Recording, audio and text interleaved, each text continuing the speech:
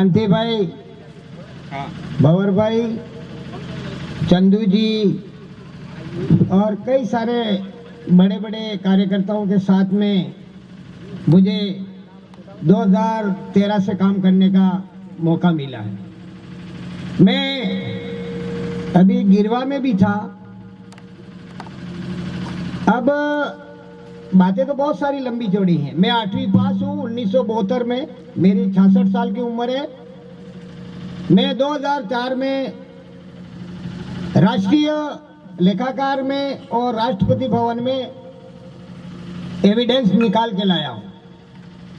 आदिवासियों के हक अधिकार, 5वीं छठी अनुसूची, सुप्रीम कोर्ट का जजमेंट, 5 जनवरी 2011 का जजमेंट, समता जजमेंट और कई सारे सामने इको गाड़ी खड़ी है, वहां पर आपको इसलिए बता रहा हूं कि आप जितनी जानकारी रखोगे इतनी जागृति तेज गति से बढ़ेगी। आप यदि जानकारी नहीं रखोगे तो जागृति में बहुत धीमी गति हो जाएगी। हम 2014 में, इसके पहले शामला जी में मीटिंग हुई थी, शायद चंदू जी हैं इसमें, वहां हम 200 लोग इकट्ठे हुए थे और मानगढ़ पर हमने आदिवासी परिवार को लॉन्च कर दिया। इसके पहले भंवर जी और हम 2004 में डूंगरपुर आना जाना करते थे।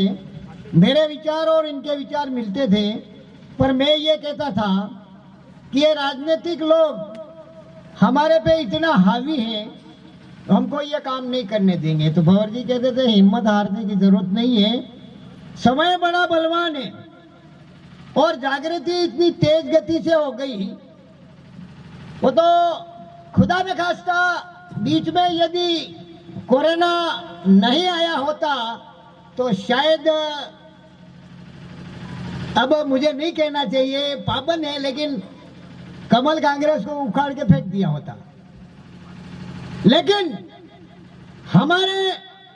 मुझे राजनीति की बात नहीं करने के लिए पाबंद भी किया, लेकिन एक छोटी सी बात कह दूंगा और आप लोगों को जानकारी के लिए कि हमारे आदिवासी सर्टिफिकेट से जीत के जाते हो कमल कांग्रेस में या किसी भी पार्टी में, लेकिन वहां जाकर के हमारी कोई बात नहीं करते हैं, कोई बात नहीं करते हैं, तो हमारे सर्टिफिकेट से जीत के जाने की जरूरत कहाँ है? तुम सामान्य सीट पर एक मेंबर में भी जीत के बता दो तो हम मानते हैं कि तुम्हारे में दम है।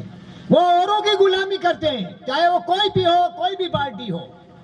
इसीलिए आने वाले चुनावों में आपको बहुत सोच समझ के वोट देना है कि हमारे समाज का भला कौन कर सकता है। और अभी यह सिलेक्शन प्रणाली चालू कर दी है, आप ध्यान रखें।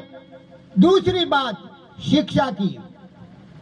शिक्षा, इन लोगों को यह समझ में आ गया कि 2010 में मैंने राज्यसभा का इंटरव्यू आया था मानगढ़ पर। मैंने कहा सबसे पहला षड्यंत्र हमारे साथ शिक्षा में किया। और कैसे किया? ये समाज पढ़ लिख करके होशियार हो जाएगा तो हक अधिकार मांगेगा और भागीदारी मांगेगा। इसलिए इन्होंने ये तय कर लिया कि शिक्षा को प्राइवेटेशन कर दिया जाए और दुनिया भर की स्कूलें प्राइवेटेशन खुल गई। हमारे गरीब बच्चे कहां से पैसा लाएंगे? और जैसे तैसे करके पढ़ाने की कोशिश करते हैं तो प्राइवेट स्कूलों में टोटल जनरल वाले बैठे हैं, लूटना और कूटना। पढ़ाने की बात तो बहुत दूर रही।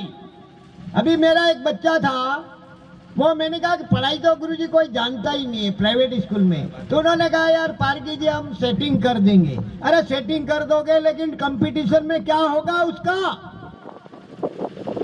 योग्यता बढ़ाने से मतलब नहीं है। मैं 1972 में 8वीं पास हूं। मैं 4 बार विदेशों में जा चुका हूं और राष्ट्रीय लेखाकार में इंग्लिश में निकाल करके इतिहास निकाल के लाया मानगढ़ का। और हमारे आदिवासियों की 82 फाइलें निकाल के लाया, जो आज मैं सभी जगह बांट रहा हूं। मैं 8 राज्यों में बांट चुका हूं। और इतनी तेज गति से जागृति चालू हो गई है जो आपके सामने दिख रही है।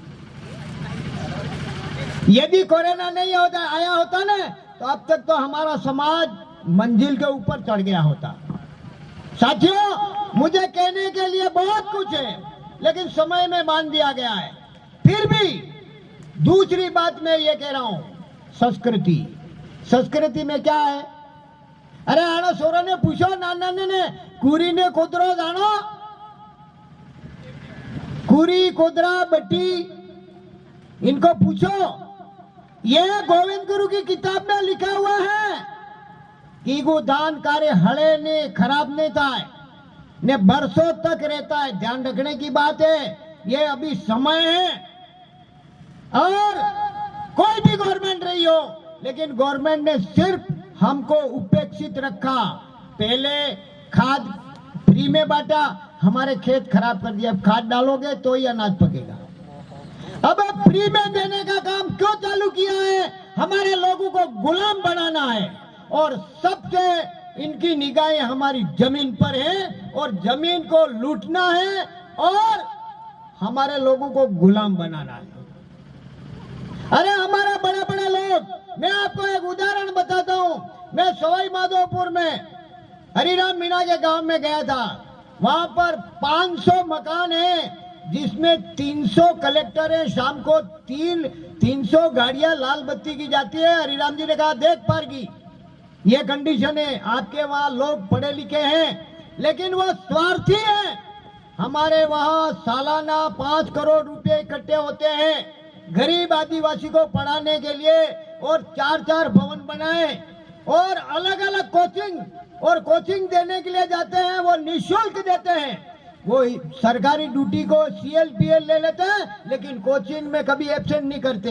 और हमारे बड़े बड़े लोग बांसवाड़ा डूंगरपुर में क्या करते हैं मालूम है?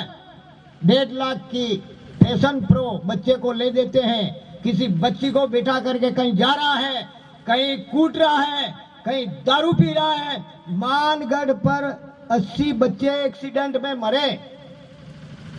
दारू पी करके वहां फैशन करने के लिए आते हैं, गाड़ी स्लिप हो जाती है, 80 बच्चे मरे। और हमारे अनास नदी में 50 जोड़ पानी में डूब के मर गए। अरे भाई, तुम्हारा ऐसा क्या बिगड़ा? तुम्हारे दिमाग में ऐसी क्या टेंशन हुई? भगवान ने तुम्हें जन्म दिया है तो मरने के लिए दिया है क्या? अरे कच्ची उम्र में क्यों मरते हो? अरे मैं तो ये कह रहा हूं, हमारे लोगों जितने भी पढ़े लिखे लोग हैं और बड़े बड़े अफसर हैं बांसवाड़ा डूंगरपुर में, एक तनिक भी नहीं समझते हैं और गैरों के तलवे चाटने के लिए चले जाते हैं। ये साथियों, आने वाला समय यदि आप नहीं जगे, जागृति नहीं लाई, जानकारी नहीं रखी तो हमारे आने वाली पीढ़ी खत्म हो जाएगी। ध्यान रखने की बात है, आज मेरे 66 साल की उम्र हो गई है, इसके बाद भी एक भी चिंतन शिविर और इस समाज के लिए रात को 4 बजे उठाओ मैं। साथियों, आपको बार बार किया जा रहा है क्या? ये जो कार्यकर्ता हैं, इनके घर रहने देते हैं, खेती रहने देते हैं। आज मुझे बहुत सारा काम करना घर का, लेकिन नहीं किया। मैंने कहा उस एरिया में साहित्य नहीं पहुंचा है, साहित्य पहुंचाएंगे, जानकारी देंगे और जानकारी सबसे बड़ी जागृति है। और जागृति होगी तो हमारा संगठन जागरूक होगा, संगठन होगा, एकता होगी। दूसरी बात ध्यान रखने की बात है, आप बच्चों को किसी भी सूरत में पढ़ने के लिए जाएं, एक टाइम रोटियां खाएं आप, लेकिन बच्चों को पढ़ाएं। और नौकरी मिलेगी ऐसा कोई जरूरी नहीं है।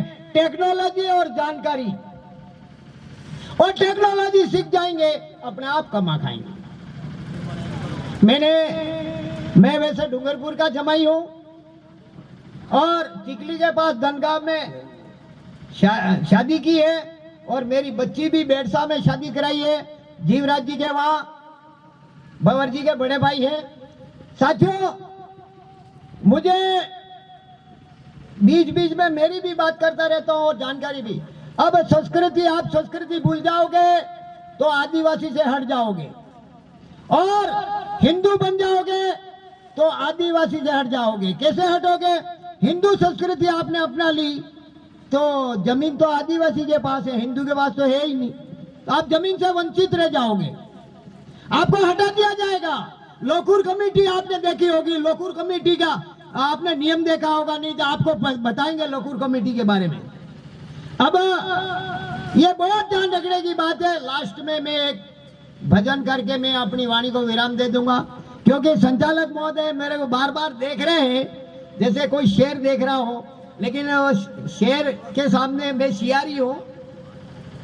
लास्ट में मैं एक भजन करके अपनी वाणी पे विराम दूंगा। करना तो मुझे बहुत कुछ था, लेकिन समय का अभाव है।